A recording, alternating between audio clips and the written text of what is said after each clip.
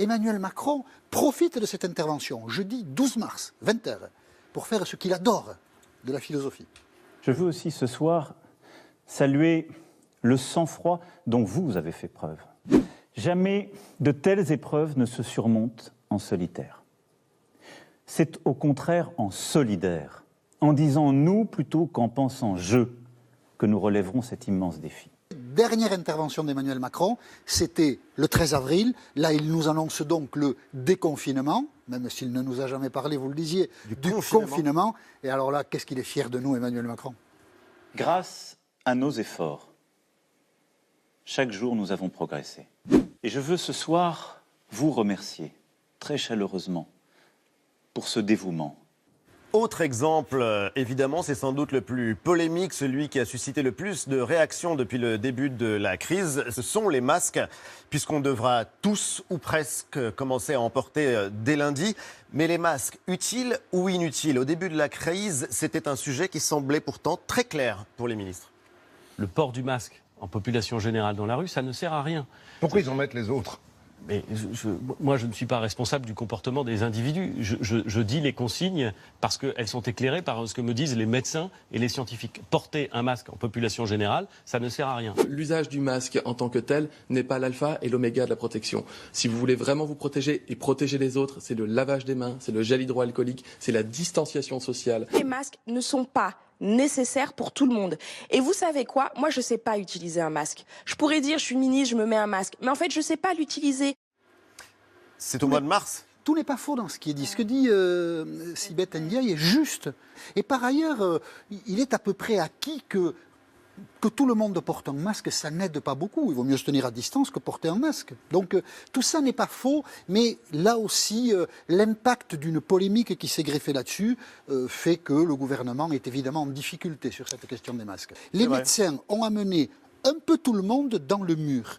Et la citation à laquelle vous faisiez référence du Premier ministre à la tribune de l'Assemblée nationale. J'ai dit qu'il ne fallait pas porter de masque parce que les médecins me le disaient. Et maintenant, je vous dis qu'il faut porter des masques parce que les médecins me le disent, montre bien combien la politique, face à un phénomène inconnu, était en pilotage automatique et donc a fait des fautes. Mais les fautes sont tout autant imputables aux médecins qu'aux responsables politiques. Comme dans ce pays, on cherche toutes les occasions pour détester les hommes politiques, on n'accepte pas le discours qui essaie de nuancer la responsabilité des responsables politiques dans cette histoire. Mais il y a un autre médecin qui fait partie du quotidien, cette fois des Allemands. Il est surnommé le docteur Corona.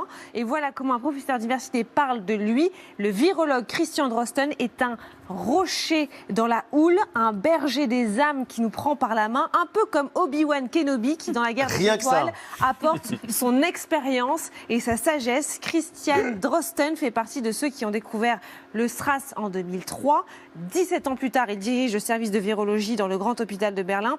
Mais c'est surtout sa capacité à vulgariser quand on le compare à Obi-Wan Kenobi. On peut dire que le professeur Drosten a réussi en Allemagne ce que Didier Raoult n'a pas su faire en France. Merci pour la transition. Il a mis sa compétence au service du public, alors que Didier Raoult a mis sa compétence au service de son ego. Ça fait toute la différence. Malgré tout, on ne peut pas raconter cette histoire, on ne peut pas refaire le film sans parler de cette personnalité absolument hors norme, le professeur Didier Raoult, héros sauveur pour les uns, charlatan pour les autres, on ne dira pas qui. Mais du coup, tu voulais revenir sur ce visage qu'on connaît tous maintenant. Cheveux longs, barbe blanche, verbe haut. Voilà Didier Raoult, un infectiologue bardé de diplômes et de récompenses, directeur de l'Institut hospitalo-universitaire de Marseille. C'est le chercheur dont les médias en France ont le plus parlé depuis le début du confinement. Il a été au centre de débats, il a fait l'objet de portraits et puis il a aussi fait la une de 3 journaux au moins, Libération, Paris Match et Le Figaro Magazine. Didier Raoult séduit, il fascine, il intrigue, il irrite aussi et du coup, il est très suivi sur les réseaux sociaux. Près de 500 000 followers déjà sur Twitter. Je dis déjà parce que son compte n'existe que depuis 2 mois à peine. Pourquoi Il arrive à peu près au niveau de Jean-Michel. Hein. Oui, moi, ça fait un peu plus longtemps. Voilà. Ça n'est pas sa compétence qui nous a posé un problème dans le débat public. C'est sa manière d'intervenir dans le débat public qui a été problématique. Est-ce que la chloroquine ou l'hydroxychloroquine est efficace ou pas? Personne ne sait. Enfin, laissons cette querelle aux spécialistes.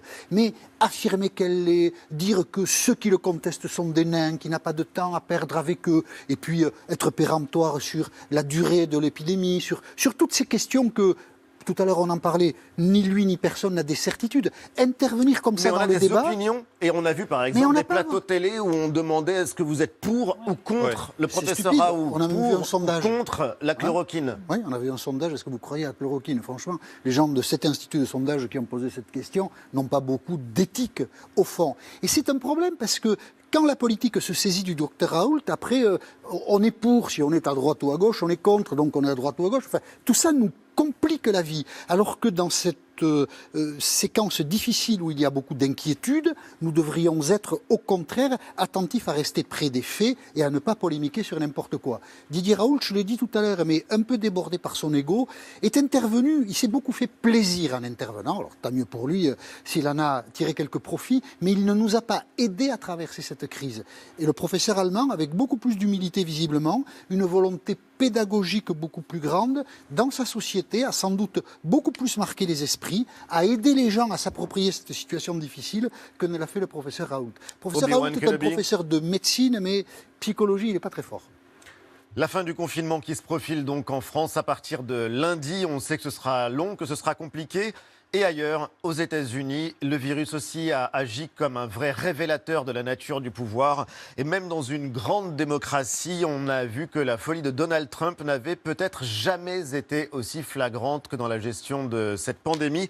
Regardez cette une géniale du magazine Le New Yorker qui dit tout ou presque de l'attitude du président américain depuis les tout débuts. Le charisme de Donald Trump est tel, malgré tout, que ça ne détruit pas sa base électorale. Et ça, c'est aussi une des faiblesses de la démocratie.